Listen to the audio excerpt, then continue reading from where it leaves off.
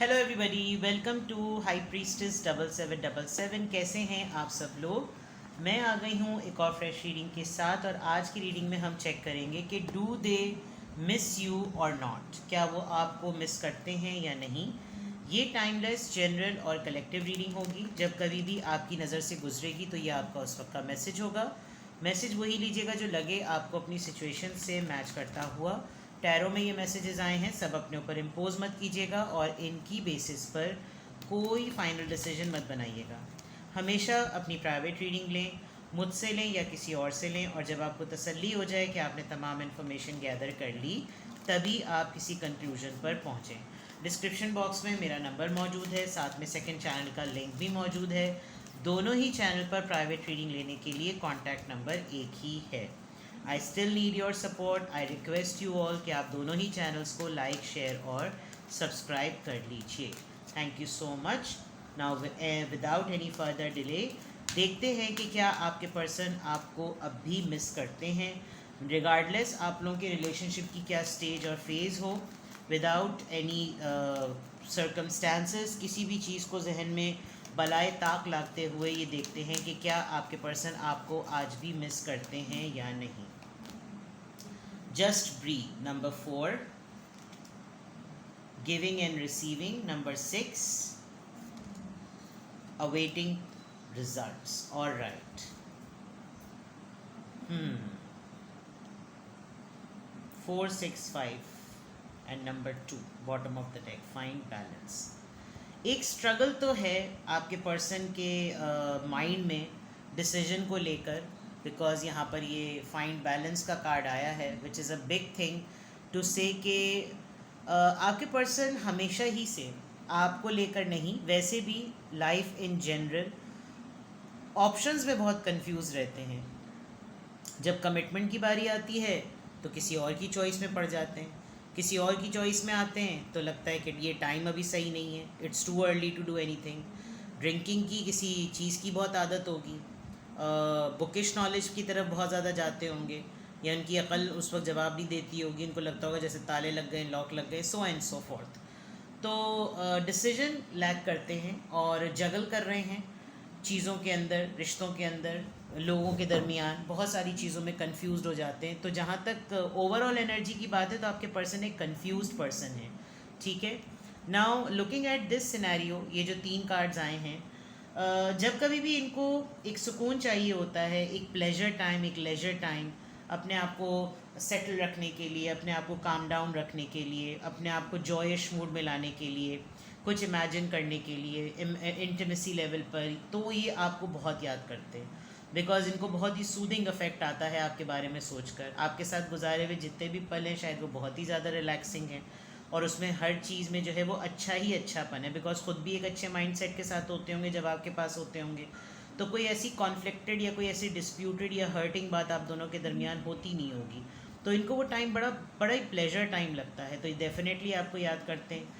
Plus ये कि इनको इस बात का ज़रूर एहसास होता है कि जब ये आपका टाइम होता था, या आपके लिए जो इनके दिल में जो आपके लिए जगह थी, उस वक्त इनके पास बहुत सारे ऐसे लोग थे जो हर वक्त या तो कुछ लेन देन के चक्कर में इनके सामने खड़े रहते थे। तो इन्होंने अपने आप को बहुत सारे लोगों में बांटा हुआ था। तो जहाँ पर आपका राइट होता था कि भाई आपका टाइम है, ये आपकी कंपनी है, ये आपका स्लॉट है, उस वक्त भी इनके पास बहुत सारे ऑप्शंस होते हैं। और अब भी ये सोचते हैं कि जब मैंने सबको फुलफिल कर दिया है, तो अब जब मेरी बारी है तो मेरे पास ये पर्सन मौजूद नहीं है। उस मोमेंट पर आपके पर्सन को आपकी बहुत ज़्यादा याद आती है। ये इस पूरी सूरत हाल को इन्होंने जितना वक्त दिया है, उसके इनको लगता है कि आप अब भी इनके लिए बहुत पेशेंटली वेट करते हैं। ये इनका एक खाम ख्याली हो सकती है, ये इनका एक इल्यूजन हो सकता है, ये इनका एक अंदाज़ा हो सकता है, लेकिन इनको लगता है कि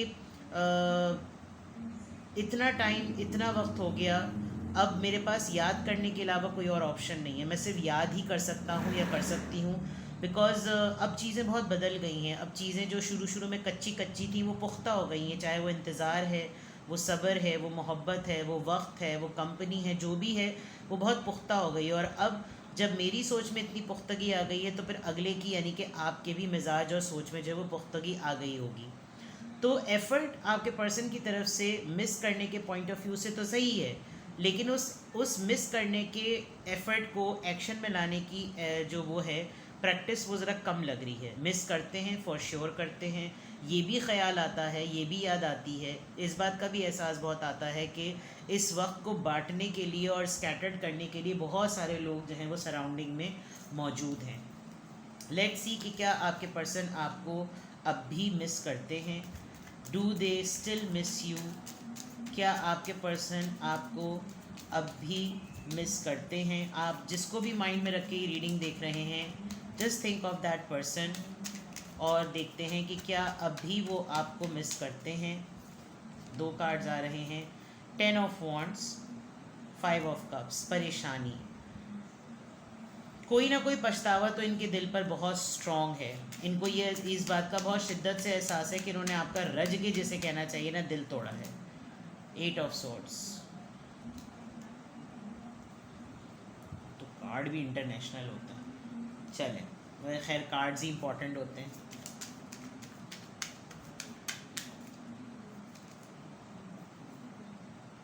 फोर ऑफ कप्स, बहुत ही ज़्यादा टूटा हुआ इंसान। यानी आप ये मैं ज़रूर कह लूँ कि जब कभी भी इनको आपका ख़्याल आता है, ये आपको फॉर श्योर याद करते हैं, और जब अब आपको ये याद करते हैं तो इनको बहुत अंदाज़ा होता है कि इन्होंने बहुत अच्छा इंसान लूज़ कर दिया।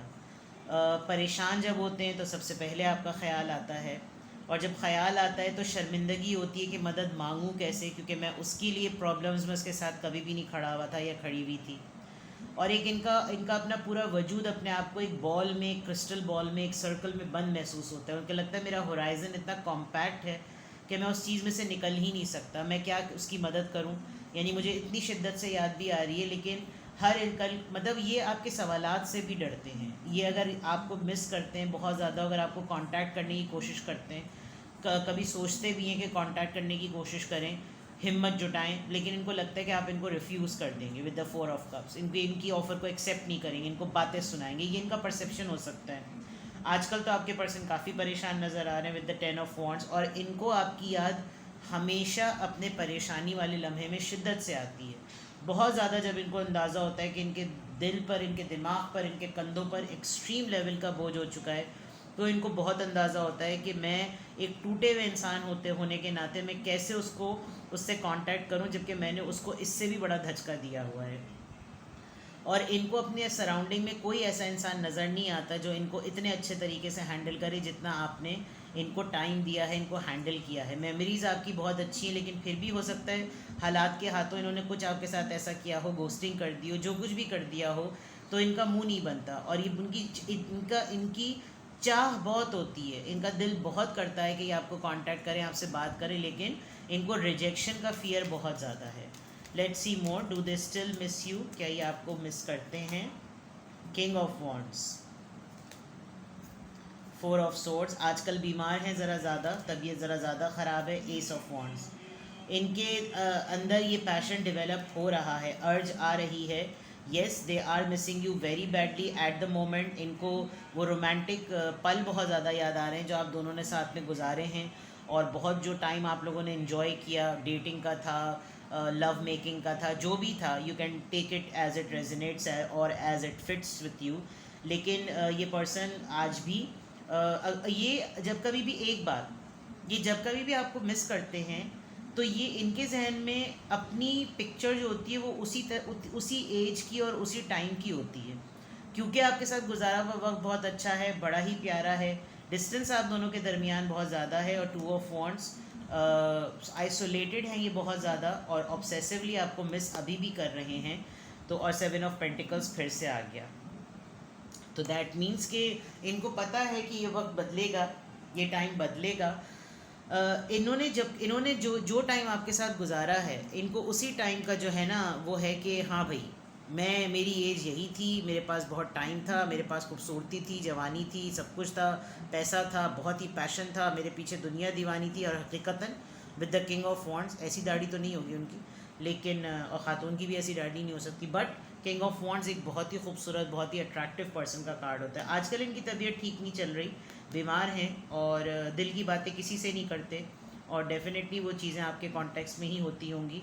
ये आपके साथ ब्रांड न्यू बिगनिंग डेफिनेटली चाहते हैं, इनके अंदर बहुत ज़्यादा जज्बा फूटता है, और जब कभी भी एक अच्छा मोमेंट गुजारने की बारी आती है तो उनको वो लम्हे याद आते हैं जिन्होंने आपके साथ गुजारे। तो फॉर श्योर ये नहीं कहा जा सकता कि आपको मिस नहीं करते। आप दोनों के दरमियान डिस्टेंस इन्वॉल्व है बहुत सिग्निफिकेंटली, और इन्होंने अपने आप को बिल्कुल कटाया हुआ है दुनिया से, ज़्यादा सोशलाइज नहीं कर रहे, मिल नहीं रहे हैं ज़्यादा, और किसी चीज़ का इंतज़ार कर रहे हैं, किसी डिसीजन का इंतज़ार कर रहे हैं। कभी कभी ये भी सोचते होंगे कि मैं इतनी शिद्दत से मुझे याद आ रही है तो उसका ही कॉल या टेक्स्ट आ जाए, क्योंकि ये अपने आप को बिल्कुल आपकी यादों में बिल्कुल चेंड महसूस करते हैं। इनको लगता है कि बस ये मेरी ही वो थी, जायदाद थी, ये मेरी ही प्रॉपर्टी थी, ये मेरा ही सब कुछ था, तो ये मेरे पास ही होना चाहिए।